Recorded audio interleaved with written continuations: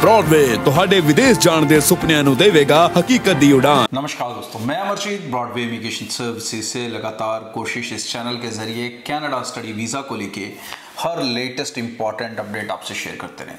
सो Canada study visa आज की date में अगर कोई बच्चा लेना चाहता है तो उसकी क्या रिक्वायरमेंट रहेंगी। बहुत सारे बच्चों को अभी भी रिक्वायरमेंट को लेके कन्फ्यूजन है, बहुत सारे डाउट में हो जाते हैं स्टूडेंट जब उनका एक मॉड्यूल में 5 बैंड हो जाते हैं या उनका पीटी स्कोर को लेके उनको कन्फ्यूजन रहती है। तो आज इसी पे बात करेंगे कि आज की डेट के अंदर अगर आप कनाडा वीज़ा हासिल करना चाहते हो तो आपकी रिक्वायरमेंट एक्चुअली है क्या, सारी एजुकेशन से लेके फंडिंग तक, फाइलिंग तक।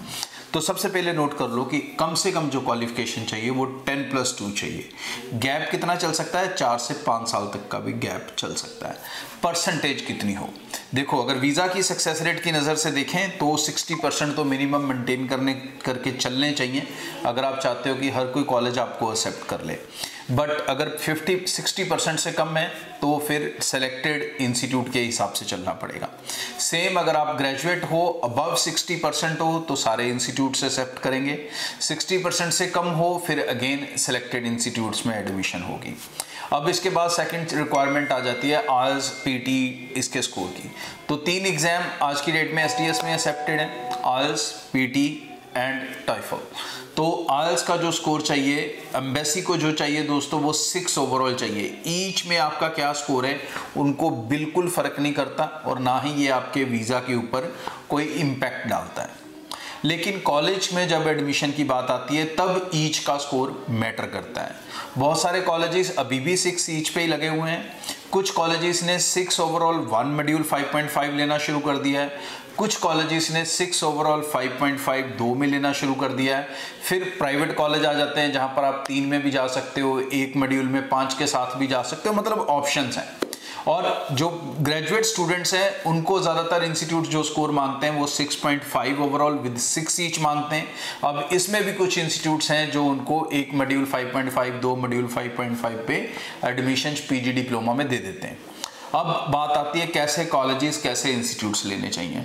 तो कॉलेज इंस्टीट्यूट्स की अगर बात करें तो आज का जो सिनारियो मैं वो बताऊं अगर, तो उसके हिसाब से ये फ़र्क ही नहीं पड़ रहा कि आप प्राइवेट कॉलेज में जा रहे हो, गवर्नमेंट कॉलेज में जा रहे हो, यूनिवर्सिटी में जा रहे हो। एज फार आप अपने रेलेवेंट कोर्स में जा रहे हो और आपका केस एम्बेसी के नॉर्म के हिसाब से एसडीएस है, मतलब ओवरऑल आल 6 है, ओवरऑल पीटी 60 है या ओवरऑल टॉइफल जो है 83 I think was the requirement, तो ऐसा स्कोर है।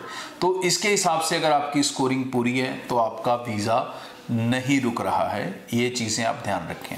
फंड्स दिखाने की जो बात है, अगर आपका कोर्स 1 साल से ज़्यादा है, 2 साल या उससे लंबा कोर्स है, तो एडवाइजेबल है कि आप 1 साल की जो सेकेंड ईयर की लिविंग अपनी ट्यूशन फी है उतने फंड ज़रूर दिखाएं, तो उससे कम ना दिखाएं। बहुत सारे बच्चे गलती क्या करते हैं, दूसरे साल की फीस होती है 9 लाख, 8 लाख, 10 लाख और फंड दिखाते हैं 3 lakh, 4 lakh, 5 lakh.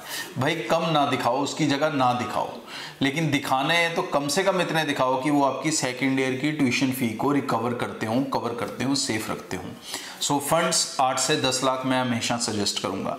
Family income mother father की मिला के या जो भी घर में बड़े अर्न कर रहे हैं वो तकरीबन 10 लाख के आसपास की होनी चाहिए। प्रेफरेबली 9 हो जाए, 10 हो जाए, 8 भी चलेगा, बट 8-10 इसके आसपास रहनी चाहिए। ये बेसिक रिक्वायरमेंट है। ईच स्कोर आपके वीज़ा को अफेक्ट नहीं कर रहा और इस समय जो पीरियड चल रहा है ये एक शानदार समय चल रहा है जिसके अंदर वीज़ा सक्सेस रेट सबसे ज़्यादा हाई चल रहा है, चाहे वो टूरिस्ट वीज़ा की कैटेगरी है, चाहे स्टडी वीज़ा की कैटेगरी है।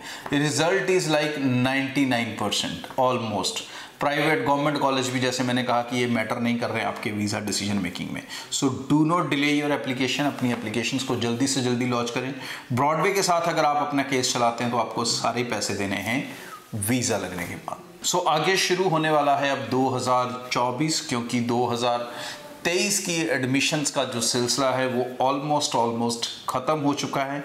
बहुत कम एडमिशन्स हैं जो अब जनवरी या फेब इनटेक के लिए चल सकती हैं। और जो भी इनटेक अब एडमिशन्स चलेंगी वो फेब या मार्च या अप्रैल या मई इनटेक के लिए चलेंगी, मतलब जनवरी तो 100% क्लोज हो चुका है।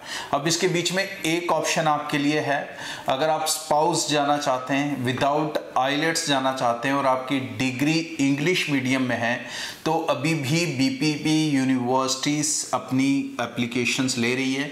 उन्होंने एक नया इनटेक ओपन किया है 27 दिसंबर का, तो उसमें आप अप्लाई कर सकते हो। उसकी कुछ एप्लीकेशन जा सकती हैं क्योंकि लिमिटेड सीट्स के अंदर ही बच्चे यहाँ पर जा सकेंगे, तो वो एक ऑप्शन, एक गोल्डन चांस आपके लिए अवेलेबल है। दूसरी एक चीज़ जिसके लिए हम रिक्रूटमेंट कर रहे हैं, जो मैंने पिछले शोज में भी बताया था, दैट इज़ कि आप वो बच्चे जो विदाउट आइलेट्स जाना चाहते हैं, जिनका इंग्लिश वीक भी है, परसेंटेज भी ग्रेजुएशन के कम है, तो वो लेवल 7 के रूट के थ्रू जा सकते हैं। उनकी इनरोलमेंट होगी जनवरी इनटेक में, और उनका जो एक्चुअल इनटेक होगा जिसमें उनका कोर्स स्टार्ट होगा वो होगा सितंबर का। तो मतलब आपको केस जैन के अंदर तक रजिस्टर करना होगा, तभी आप सितंबर इनटेक के लिए जा सकोगे। मास्टर्स में जा सकोगे, विदाउट आइलेट्स जा सकोगे, विदाउट पीटी जा सकोगे, और कम आइलेट्स अपने परसेंटेज के साथ भी जा सकोगे। गैप भी 7-8 साल तक का एक्सेप्टेबल में रहेगा। इसके अंदर सेकंड बेनिफिट सबसे बड़ा होगा +2 वाले स्टूडेंट्स को। जो +2 वाले स्टूडेंट्स इसमें रजिस्टर हो सकते हैं, उनकी रिक्वायरमेंट मिनिमम 60% है, गैप की कोई कंडीशन नहीं है, लेकिन उनका जो आल्स उनके पास होना चाहिए 6 ओवरऑल 5.5, या पीटी का स्कोर होना चाहिए 59, और या फिर वो सीबीएसई के स्टूडेंट हों और उनका +2 का इंग्लिश का स्कोर कम से कम 70 हो, 70 हो। अगर ये स्कोर्स आपके पास हैं तो आप इसमें इनरोल हो सकते हो। इनरोल होने के बाद आप भी सितंबर इनटेक में जाओगे, लेकिन सबसे बड़ा बेनिफिट आपको यही रहेगा कि आप सीधा फाइनल ईयर ऑफ ग्रेजुएशन जाओगे। आपको फर्स्ट ईयर और सेकंड ईयर नहीं करना पड़ेगा। ज्यादा नहीं तो रफली कोई 30 लाख रुपए के आसपास आपकी बचत हो जाती है, क्योंकि आपकी 2 साल की फीसिस ही बहुत कम हो जाती हैं। तो 2 साल पढ़ना ही नहीं है, 2 साल फीसिस नहीं है। +2 वाला स्टूडेंट इनरोल होने के बाद सितंबर इनटेक में जब जाएगा, वो सिर्फ 1 साल पढ़ेगा और उसके बाद अपना पोस्ट स्टडी वर्क वीजा वो ले सकेगा। इसके लिए डिटेल्स के लिए आप टीम को मिल सकते हो। 2024 के अंदर अब स्पाउस एप्लीकेशंस नहीं जा सकेंगी, मतलब जिनके कोर्सेज, जिनकी क्लासेस जो जनवरी में स्टार्ट हो रही हैं वो नहीं जा सकेंगे। इसलिए बीपीपी ने 27 दिसंबर रखी है अपनी डेट, तो जनवरी वाले अपने स्पाउस को साथ नहीं ले जा सकते। बहुत लिमिटेड से कोर्सेज ओपन होने जा रहे हैं, बट वो रिसर्च रिलेटेड प्रोग्राम्स होंगे, गिनती की सीट्स उसमें होंगी। अभी उसके ऊपर कोई अनाउंसमेंट मैं ऑफिशियली नहीं कर सकता, बट वैसे केसेस में सिर्फ कोई केसेस में स्पाउस जा सकेगा, नहीं तो स्पाउस प्रैक्टिकली नहीं जा पाएगा। अब उसके बाद आपके पास ऑप्शन क्या है? स्पाउस एप्लीकेशन के पास आपके पास ऑप्शन है टायर 2 वीजा। तो मतलब आप टायर 2 वीजा के जरिए यहां पर जा सकते हैं। अगर आप टायर 2 वीजा लेना चाहते हैं, अलग अलग फील्ड्स में अवेलेबल है, आपको जॉब सर्च करनी पड़ती हैं।